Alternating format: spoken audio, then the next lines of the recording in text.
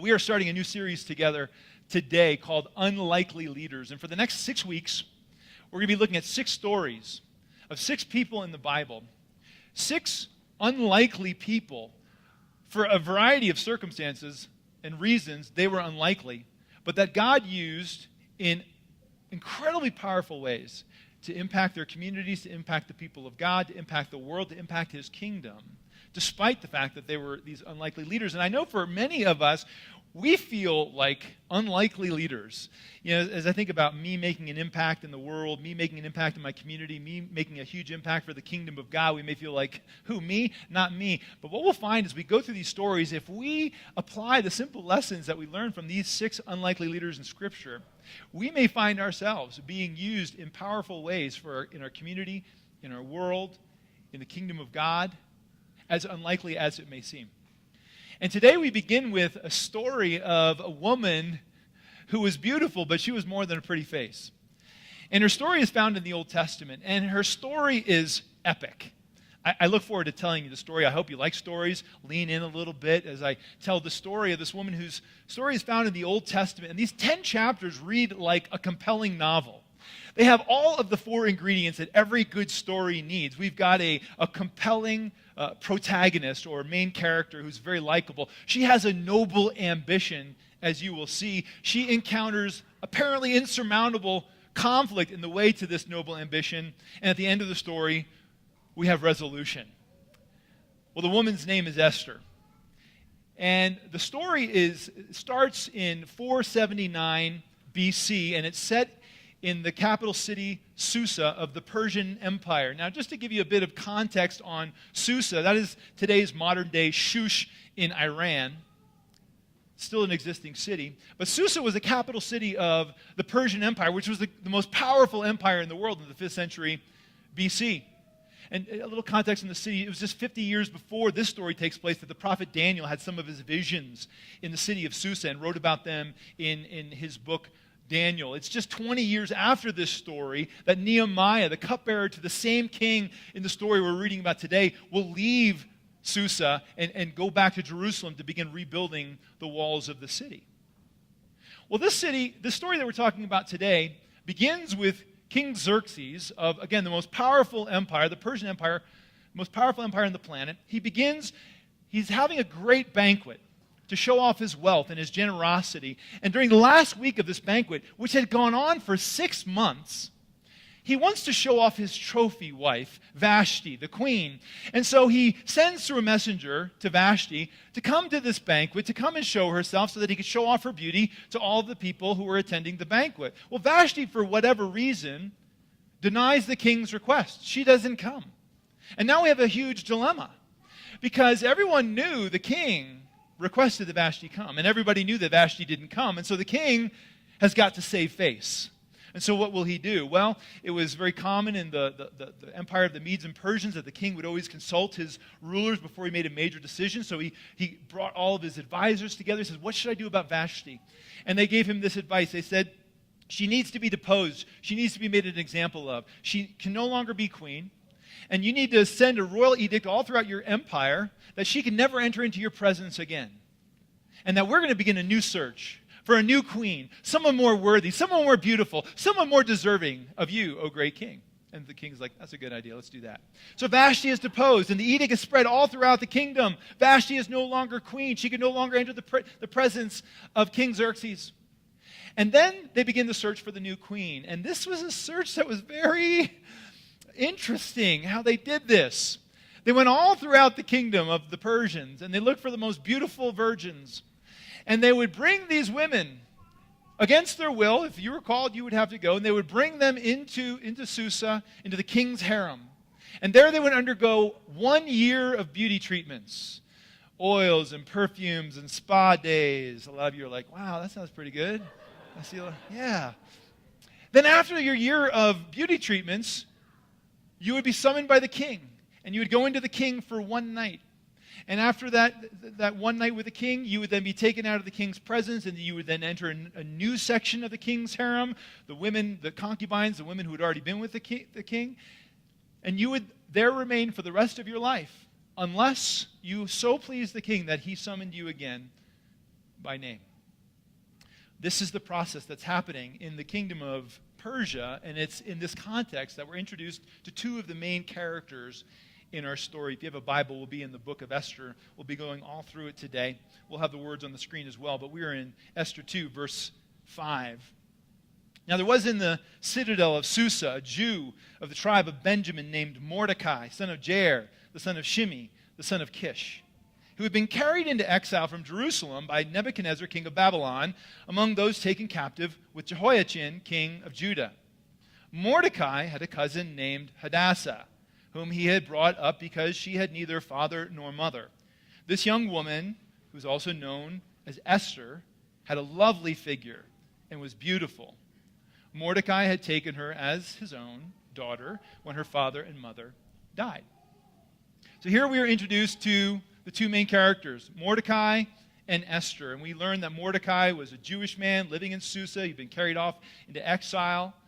His family had been. And Esther, we're introduced to Esther. She's a woman of lovely figure, and she is beautiful. And as we get to know her throughout the opening chapters, we learn that she's likable. She's a loyal person. She's loyal to Mordecai. She's trustworthy. Well, when the king's officials came, they saw Esther. They saw her beauty. They realized this is someone the king's going to want to meet. And so she's told to pack her bag. She's going to be going into the king's harem in Susa. And again, she has no choice. But as she leaves, Mordecai tells her something. He gives her some advice. He says, don't let anybody know you're Jewish. Don't let anyone know you're Jewish because I'm afraid that you're going to be, it'll be work against you. They won't treat you fairly because the Jews are being persecuted at this time, so don't tell them you're Jewish. And she takes it and she goes. Now, I don't know how Google does it, but I was kind of curious, what does Esther look like? And so I Googled her, and they actually have a picture of Esther on Google, and so we get to know what she looks like right there. She kind of looks American to me, but okay. So there's Esther. Well, Esther enters into the harem of the king, and Mordecai and she, they keep close contact. Mordecai goes to the palace every day, and they're talking. He's keeping her up on the news, and she's going through her year of beauty treatments. And when her year of beauty treatments are over, she is summoned by the king, and she goes into the king. And the king sees her beauty, and just something about her. And it says that he was so attracted to her that he put a crown on her head, and he says, "You're the one. You are the new queen." And he throws a banquet and he declares a holiday, all in the name and in honor of his new queen, Queen Esther. So she goes from this orphaned Jewish peasant to the queen of the most powerful empire in the world in just the span of 1 year. Well, as she is settling into her queenship, another story takes place in which Mordecai, because he's always hanging out at the gates of the city, he hears about a plot to assassinate the king. 2 men are going to kill him. And so he tells Esther, and Esther tells the king, and she says Mordecai gives Mordecai credit, and they investigate this plot, and they find out it's true. And the 2 guys who are going to assassinate the king are then impaled on poles as an example to all other would-be assassins. I'm telling you, this is a great story, and it's all in the Bible. You should read this. It's really, really good stuff. Well, Mordecai, even though he was so loyal to the king and uncovered this assassination plot, he's never rewarded for his loyalty or for reporting this. And this is going to come back later in the story, so we'll tuck that away. But now it's time for the conflict to enter the story. We're 4 years into Esther's queenship, into her marriage to King Xerxes, when our villain enters the scene. The wicked Haman the Agagite. Now, I couldn't find a picture of Haman, but I thought that would work. That's what I picture Haman looking like. He's the villain. Now, it's very significant that Haman is introduced as an Agagite. This is significant to our story because of the fact he's an Agagite, it meant he was the descendant of King Agag, the Amalekite. Why is that significant? Well, the Amalekites are like the longest standing enemies of the Israelites, the Jews, in their history. As soon as they left Egypt, Egyptian bondage, slavery, after the Exodus, the Amalekites are the first ones who attack the Hebrews. It was just 500 years before this story of Esther that King Saul had destroyed and wiped out so many of the Amalekites, including King Agag. And so here we have Haman the Agagite, the descendant of King Agag. And so there is no love lost between the Amalekites and the Israelites. And they've been at war with each other for 1,000 years, and that war is going to continue into our story. Haman, the Agagite. He's one of the highest-ranking officials in the Persian government. He has the ear of the king. Everywhere he goes, when people see him coming, they either stand in his honor or they bow in his honor, all out of respect for his title. Everybody is showing him respect except Mordecai. Mordecai isn't going to bow to no Amalekite. No Jew is going to bow to an Amalekite, no way. And so whenever Haman comes by, Mordecai's just like, hey, what's up, man? Oh, everyone's bowing. No, I'm not bowing. I'm not showing you any respect. And this drives Haman crazy because Haman wants the respect that he is due him. He wants people to bow before him. And so Haman, as all villains do, comes up with a plot to overthrow not only Mordecai, but all of his people. Chapter 3, verse 5. When Haman saw that Mordecai would not kneel down or pay him honor, he was enraged. Yet having learned who Mordecai's people were, he scorned the idea of killing only Mordecai. Instead, Haman looked for a way to destroy all Mordecai's people, the Jews, throughout the whole kingdom of Xerxes.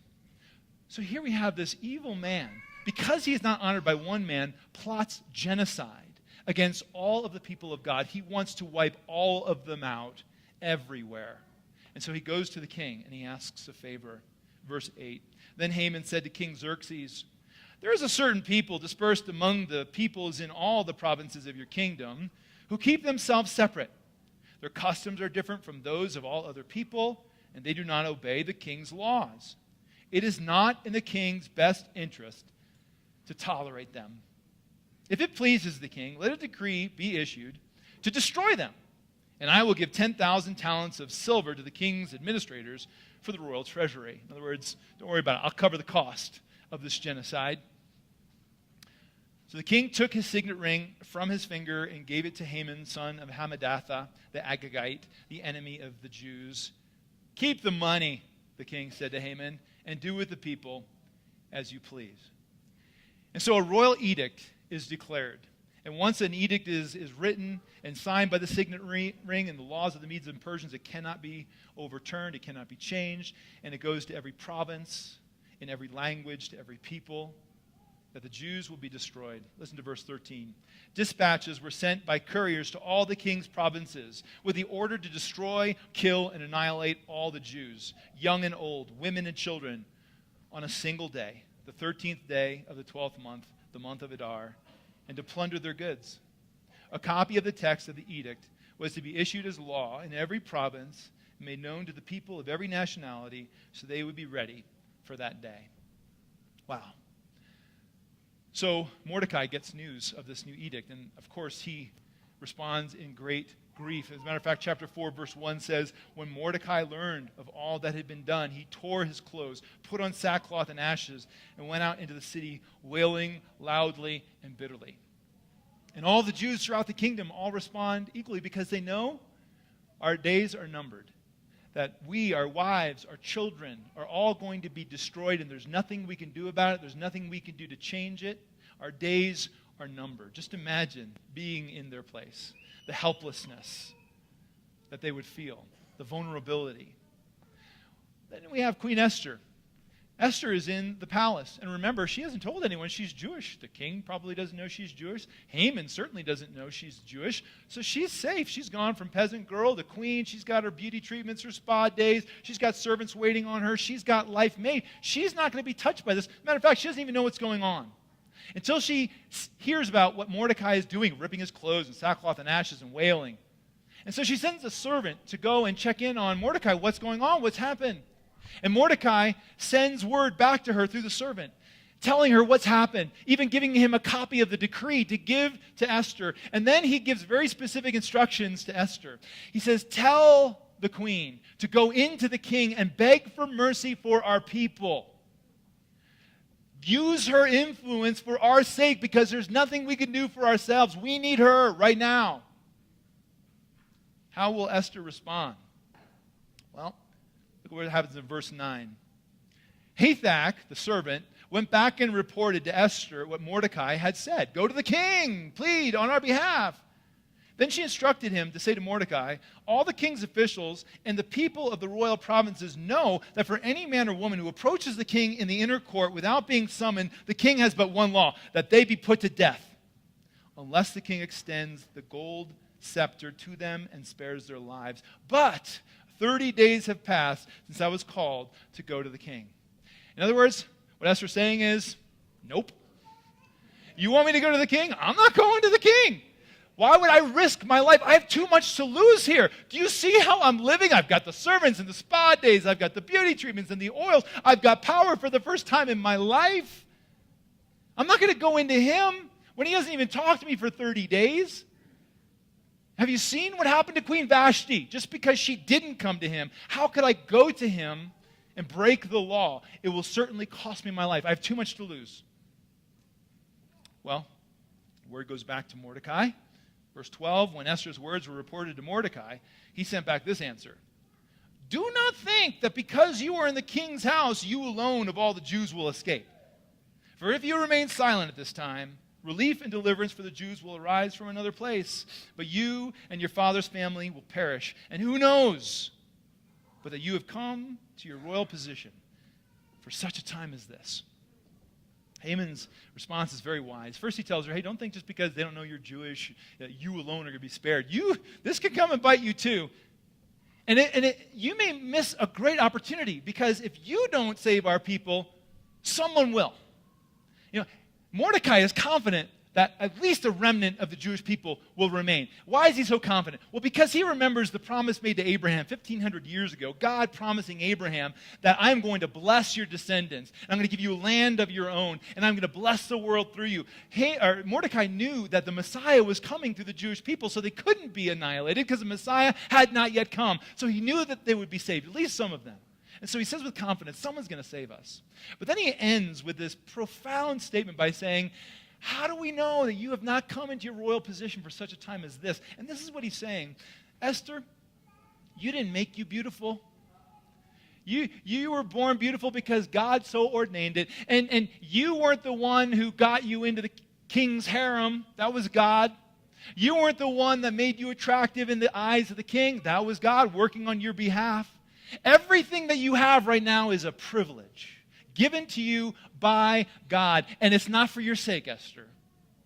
It is for the sake of leveraging your privilege, for the sake of those who have no voice, those who are vulnerable, those who are powerless, those who are on the margins. Your people need you. And this is why God has given you this position. Well, it is this change of perspective for Esther that turns her from being an unlikely leader into a likely leader. Because she now realizes that's not all for her. That the privilege isn't for her, but it's for the sake of her people. And so she has a change of tune. Verse 15, then Esther sent this reply to Mordecai. Go, gather together all the Jews who are in Susa and fast for me. Do not eat or drink for 3 days, day or night. I and my attendants will fast as you do. When this is done, I will go to the king, even though it is against the law. And if I perish, I perish. One of the greatest lines of all time. If I perish, I perish. What a line. I mean, what a story. What a woman. Right? She now realizes that everything that has been given to her by God, all of her privilege, her beauty treatments, her servants, the ear of the king, all of it's been given to her so she could leverage it for the sake of another. This is more than a pretty face. This is an unlikely leader. She didn't want to be a leader. She didn't ask to be a leader. She didn't want to be asked to be a leader. But here she was. She saw that she was put in a position, given a privilege that few other people had, and she needed to use it for the sake of those who needed it most. She didn't know what she was going to do, but during those 3 days of fasting and prayer, an idea comes to her. And at the end of the 3 days, she gets ready to go into the king. Her life is on the line now. She's getting ready to go into the king's throne room. She's wondering, these the last seconds of my life? But in faith, risking everything, she steps into the king's presence. She steps into the king's throne room. And the Bible says the king saw her and was pleased with her. And he extended to her his gold scepter. And she went forward humbly, and she touched the tip of it. And then he asked her, what can I do for you, my queen? Ask anything, up to half of my kingdom. And she said, this is the only thing I want.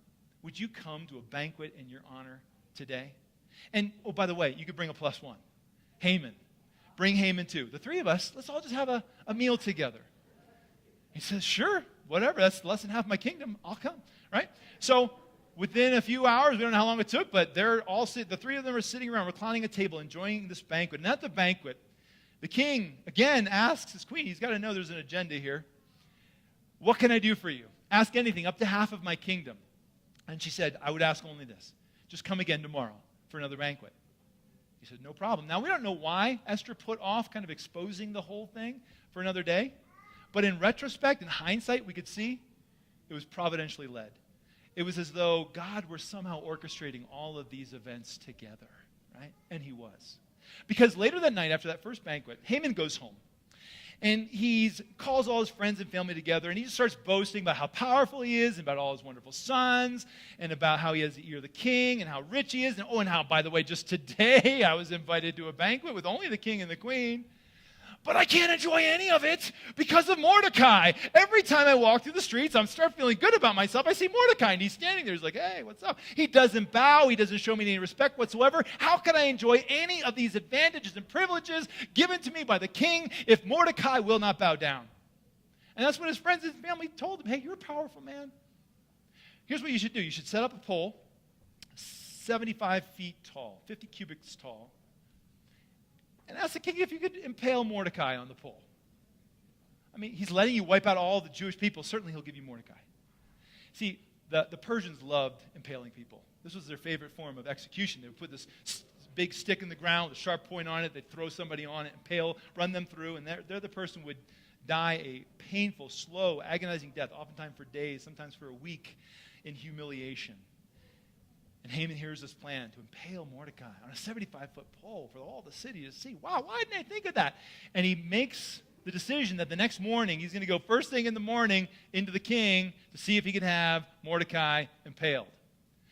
That same night, the king can't sleep. And so he does what all kings do when he can't sleep. Maybe you do this too. But he asks the servants to bring in like the royal chronicles and history of like his reign. So he could go through history. And there they are, they're reading all this history to him. And then they get to the story of Mordecai uncovering that assassination plot. He says, wow, that's a great story. What have we ever done for Mordecai to honor him? And they look at the records, nothing. Wow, that's a huge oversight. We need to bless and honor Mordecai. I need some ideas on how to bless him. Is there anyone out in the court? And the servants go out and they look in the court and they see Haman coming in. Haman's coming in to ask to have Mordecai impaled. The king's looking for someone to help him bless Mordecai. And so Haman is escorted into the king's presence. And if this was a movie, man, this would be a great scene. You know, it's one of those scenes where it's like, hey, I've got something to tell you. Oh, I've got something to tell you. Oh, you go first. No, you go first. And you just know whoever goes first is going to influence the rest of the story. Well, of course, the king goes first because he's the king. And so in chapter 6, verse 6, it says this, when Haman entered, the king asked him, what should be done for the man the king delights to honor? Now Haman thought to himself, who is there that the king would rather honor than me? So he thinks, wow, what? This is a softball, man. He's going to ask me how I can be honored. I'm going to make this big. I'm going to go big here. So he answered the king, for the man the king delights to honor, have them bring a royal robe the king has worn, and a horse the king has ridden, one with royal crest placed on its head. Then let the robe and horse be entrusted to one of the king's most noble princes. Let them robe the man the king delights to honor and lead him on the horse through the city streets, proclaiming before him, this is what is done for the man the king delights to honor. Go at once, the king commanded Haman, get the robe and the horse, and do just as you have suggested for Mordecai, the Jew, dun, dun, dun, who sits at the city gate, the king's gate. Do not neglect anything you have recommended. Wow. Haman's life just reaches a new low. Are you kidding me? I came here to have the man executed, impaled, and now I've got to go out and honor him. So he does what he's told. He gets the king's robe and the king's horse, and he goes to Mordecai. Oh, guess what? I'm going to honor you today. He puts the robe on him, puts him on the horse, leads him through the city streets, calling out, this is what is done for the man whom the king delights to honor. He probably thinks his life can't get any worse at that point. His day certainly can't get any worse. But then he remembers, hey, wait a minute, we got banquet number 2. That's right, I'm going to the banquet of the king and queen, the special guest. And so no sooner does he get done honoring Mordecai than he is called into the banquet hall. And there again sits the king and the queen and Haman reclining at table, enjoying a meal. And then again comes that question from the king. "O queen, what can I do for you? Ask for anything, up to half of my kingdom." And finally she's ready to make the ask. God had prepared everything ahead of time. And the ending is so sweet. Chapter 7, verse 3. "Then Queen Esther answered, 'If I have found favor with you, your majesty, and if it pleases you, grant me my life. This is my petition. And spare my people. This is my request. For I and my people have been sold to be destroyed, killed, and annihilated. If we had merely been sold as male and female slaves, I would have kept quiet, because no such distress would justify disturbing the king.' King Xerxes asked Queen Esther, 'Who is he? Where is he, the man who has dared to do such a thing?' Esther said, 'An adversary and enemy, this vile Haman.' Then Haman was terrified before the king and queen. The king got up in a rage, left his wine, and went out into the palace garden. But Haman, realizing that the king had already decided his fate, stayed behind to beg Queen Esther for his life. Just as the king returned from the palace garden to the banquet hall, Haman was falling on the couch where Esther was reclining. The king exclaimed, 'Will he even molest the queen while she is with me in the house?'" This is good. As soon as the word left the king's mouth, they covered Haman's face. Then Harbona, one of the eunuchs attending the king, said, "A pole reaching to a height of 50 cubits stands by Haman's house. He set it up for Mordecai, who spoke up to help the king." The king said, "Impale him on it." So they impaled Haman on a pole he had set up for Mordecai. Then the king's fury subsided. Wow, what a story. What a great story. It's not even over. I mean, there's still like 3 chapters left that talks about how resolution was reached without having to break the law they originally made. We read about how all of Haman's estate is given into the hands of Queen Esther, and Esther entrusts it to Mordecai. How the king gives Haman's signet ring to Mordecai, and he rises to power.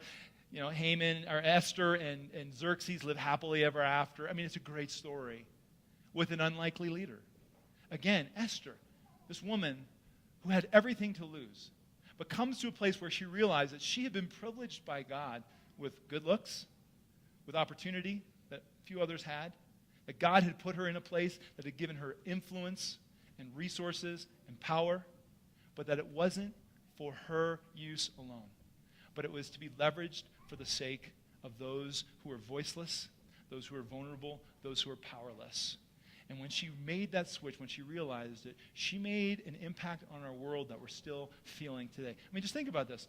When Esther saved her people, the people of God, the Israelite people, she not only saved them, but she preserved the family line of the deliverer and savior of the world, Jesus Christ.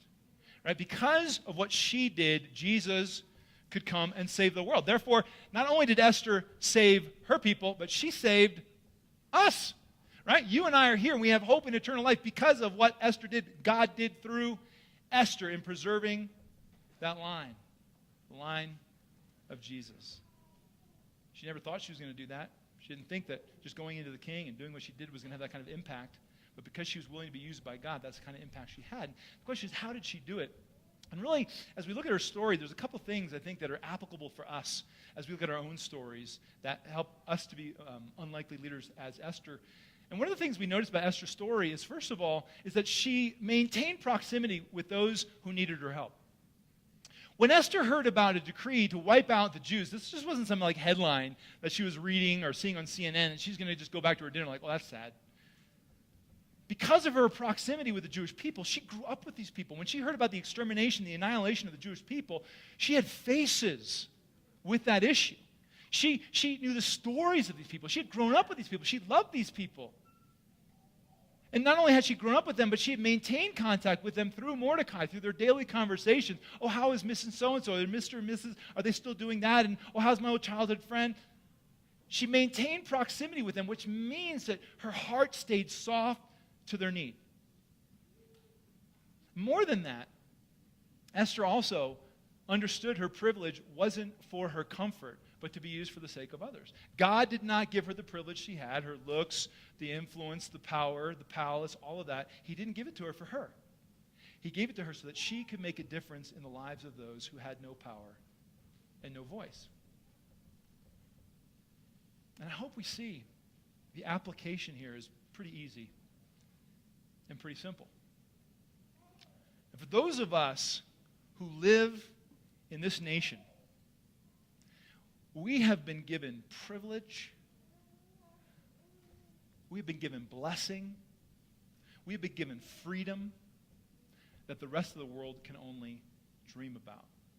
That you and I, because of where we are born, not because of any goodness in us, but because of where we are born,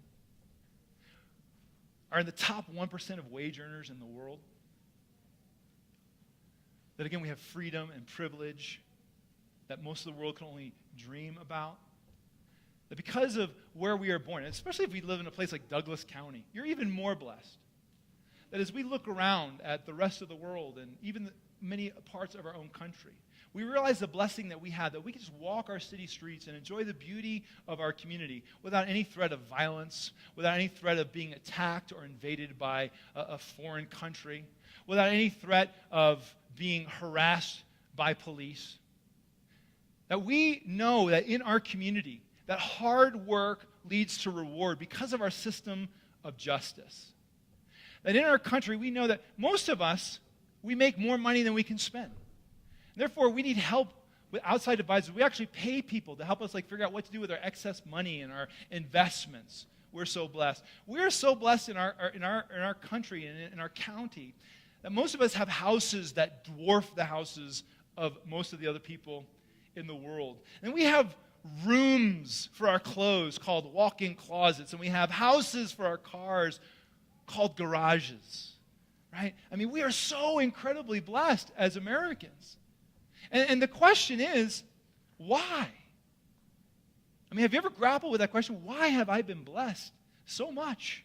Why have I been given so much and trusted with so much? Is it all for me? Is it all for my consumption? Is it for my comfort? And if we study the way most in our culture live, the answer to that is a resounding, you bet, baby. I worked hard for what I've got, and I'm going to spend it on me. I'm going to spend every penny of it on me. If I get a raise, I'm going to have a higher quality of living. I'm going to get a better car, a newer lease. I'm going to get a bigger house. I'm going to get a bigger camper, whatever it is. I'm going to spend it on me. But if we're going to be unlikely leaders, we need to begin to realize that just as Esther's privilege did not come as any reason of her own, she didn't decide to be born beautiful.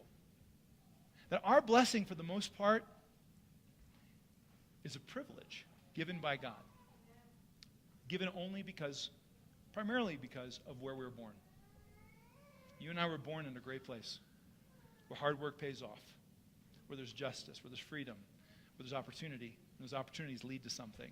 That's not the way it is everywhere in the world. And if we want to be unlikely leaders, we need to start to see that this privilege that has been given to us is not given to us just for us, but it's given to us for the sake of those who have no voice, who are vulnerable, who are powerless, who are suffering violence. So the question is, how can we do what Esther did? How can we develop proximity with those who need our help and maintain that proximity with those who need our help? Is there a people group in our world that is voiceless and vulnerable that you find yourself most resonating with, that when you hear their plight, when you hear their story, it just stirs something in you? I mean, there's lots of great opportunities in our world, right? Lots of people groups who are voiceless and vulnerable. Whether it's the poor in the developing countries around the world or the poor in our own country. Whether it's those without clean drinking water, as many of you have gotten behind that cause and run and sweat and sacrifice and raise funds for those around the world with no clean drinking water. Or maybe it's the refugees, those who are being driven from their home against their will because of war, and they have no home and they're driven to other countries. Maybe it's refugees in other countries like Jordan, or maybe it's refugees right here in our own country that just stirs your heart. These people will still have the keys to their house and their car in their pocket because they can't wait to go home, but they can't go home. You know, we have refugees right in our community. Within 15 miles of here, there are pockets of refugees who would love to go home, but can't. Maybe for you, it's children, vulnerable children. Maybe it's kids that are in the foster care programs. or orphans, or those who have been sexually abused. Maybe it's those who have been trafficked. Maybe it's those who are incarcerated in our prisons that just stir your heart and you just feel a softness toward them. Maybe it's those who are mentally ill. Maybe it's those who are homeless. The question is, what people group has God kind of placed on your heart that you could establish and maintain proximity with? And what would that look like? Well, that could mean either going to be with them, to talk to them, and maybe going around the world or going across town, like many are going to be doing in Denver. We're going to be going there to establish and maintain proximity with a group of people who are voiceless and vulnerable, the mentally ill, the homeless, the children who are vulnerable right now. We're going to be learning their stories and hearing the stories and putting a face to the issues. And our hearts will be stirred. Or it could be just joining an organization who is kind of targeting that particular people group so that you can keep it fresh in your heart. Or it might be just continually reading about what's happening in the plight of these people to keep your heart soft toward them. But that's going to bring a change of perspective as we begin to learn the stories and put faces to the stories. And then the second thing we need to do is understand that our privilege isn't just for our comfort, but it's to be used for the sake of others. You're like, well, what privilege do I have? What resources do I have that I could possibly use to bless others? Well, okay, let's talk about it. How about money? We've all got a lot of money. And you're like, I don't have a lot of money. Well, okay. Truth is that probably most people sitting in this room are in the top 1% of wage earners in the world. If you're making more than $32,000 a year, you're in the top 1% of wage earners in the world. You're like, well, I don't feel like I have any money. And that's because we just continually raise our quality of living and our standard of living to match our income because we assume that it's all for us. But when we start to see, wait a minute, if I want to really make an impact in this world, I need to start leveraging what I have for the sake of others, downsizing maybe just a little bit, using some of what I have for the sake of others, using that money, that excess money that I have, realizing it's not for me but to be used for others. Or what about time? You have excess time. You're like, whoa, I know you're laughing inside right now. I have no excess time. But you and I, we are part of one of the few cultures in our world that gets a 5-day work week. I mean, most cultures in our world, you work a 7-day work week or you don't eat 7 days a week, right? You don't work that day, you don't eat that day. And we get flex time and we get paid time off. We get paid time off. Do you realize what a blessing that is to have somebody pay you to do nothing? It's a vacation, and we get that. And again, we feel very busy because we use all that excess time that we have, filling it up with things that our privilege can buy. And this isn't to feel guilty about the things that we do, but just to start to feel a sense of responsibility. Wow, I could actually use some of the time that I have, that excess time, to invest in these people groups that I'm maintaining proximity to. What about space in your home? We all have lots of space in our home. Could that be used? The influence that you have. We have freedom in our country to be able to protest or to write to our representative government to make a difference in the world. We have job skills, amazing job skills in this room that could be used for the sake of the voiceless and the vulnerable. We have a lot at our disposal. And the truth is that many of us have been using what we have for the sake of others. And it is inspiring how some of you are so involved in the community, around the world, using your resources, money, time, space in your home, job skills to make a difference. And we've been able to do that together as a church over the last so many years. And that's some of the most inspiring stuff for me. I got to tell you, as I look at the history of Newday, there's a lot that we can look back on and feel a kind of a godly sense of pride, like, wow, that was awesome that God did that through us. But one of the things I am most proud of as I look back at the history of this church is what this church did in using their resources and leveraging them in a little voiceless, vulnerable community, in a little vulnerable, voiceless country called Rwanda, and that community is Nyamagabe. 13 years ago, we got involved in a partnership with Rwanda, and the reason we went to Rwanda is because at the time it was one of the countries in the world that had the most need. They were just 10 years out of a horrific genocide. They were just being devastated by HIV, AIDS, chronic malnutrition, starvation, food insecurity. And so we went, and we began to develop and maintain proximity over these last 13 years. We've taken 8 trips, and many of you have met sponsored kids, and you've got faces now for AIDS and face for chronic malnutrition. And because of what this community has done over the last 13 years, $1 million has been channeled from this community to a community of 32,000 in Nyamagabe, Rwanda. And that community is now self-sustaining. which means that next year, World Vision is going to be pulling out, like, they don't need us anymore. They're now over what has happened. That's because of what this community has done and saying, you know what, it's not all for me. I'm going to leverage my money, I'm going to leverage my time, I'm going to leverage my prayers for the sake of those who are voiceless and vulnerable. And so now we're asking ourselves the question, what next? What are we going to do next? We need another Nyamagabe. And so a week from tonight, I'm going to be getting on a plane again and going to that side of the world. And I'm going to be going to two of the neediest places on our planet. I'm going to be in Burundi. Burundi is a neighbor of Rwanda. They share much of the same culture, same topography.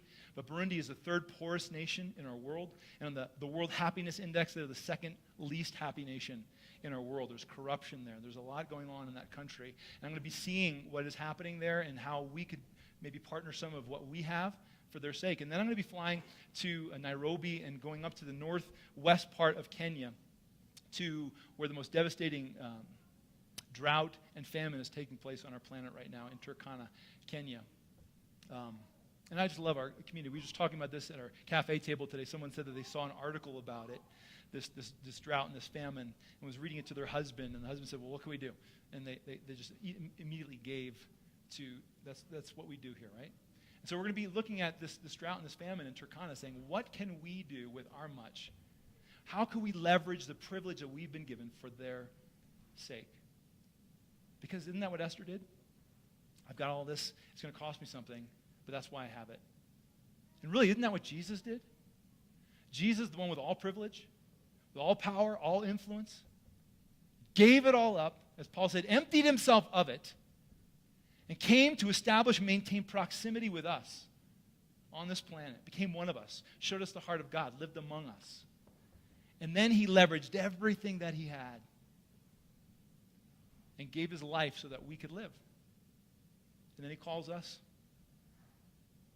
to honor him by doing the same. So the first lesson of the unlikely leader is, I have been given much privilege, but it's not for my comfort, but it's for the sake of the voiceless and the vulnerable. And so our takeaway today would just be this. Would you take time this week just to consider this one takeaway? What is one people group I could establish proximity with? Maybe you already have it. Maybe it's more about maintaining. Or maybe you need to find that people group, the homeless, the mentally ill, the refugee, the poor, the imprisoned. What is that one group that just stirs my heart every time I hear about them? How could I establish proximity with them, and what resources can I leverage for their sake? I hope you'll be in a small group this week because we'll be talking about this question.